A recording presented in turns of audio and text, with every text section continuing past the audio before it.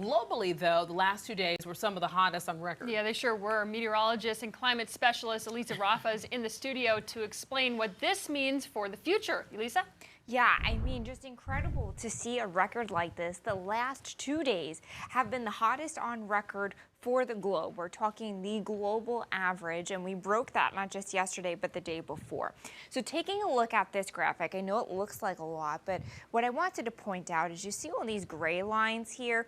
That's mostly the average over the last couple of years. All of the most of the last couple of years, and this dotted line is the average. The most recent years you could see sit right up at the top, 2022 in the yellow, and the black line is 2023 so far, okay, temperatures.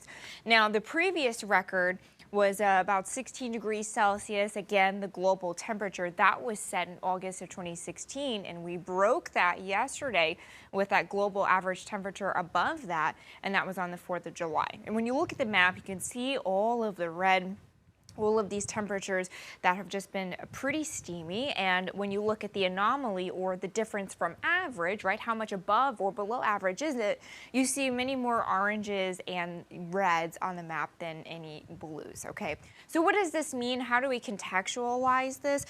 I wanted to show you the temperature map for today, right? Pretty steamy. If you look towards the south, of course, Charlotte, getting into Florida, into Texas, it's 96 right now in Dallas. But we also have this cool spot where we've had temperatures in the 60s up in the northern plains in areas like Bismarck. Well, the temperatures in Florida today, those very, very hot temperatures, we know that they're about 4 to 5 times more likely because of climate change. And these are the temperatures that we've got today. It's a climate shift index. It's a tool that we use from Climate Central. Now, when we look at those colder temperatures, it's showing that they are 2 to 3 times less likely with climate change, right? We are not going to get these cool temperatures as often, and that is definitely the case going into tomorrow. So the cool happening less frequently as this heat happens more.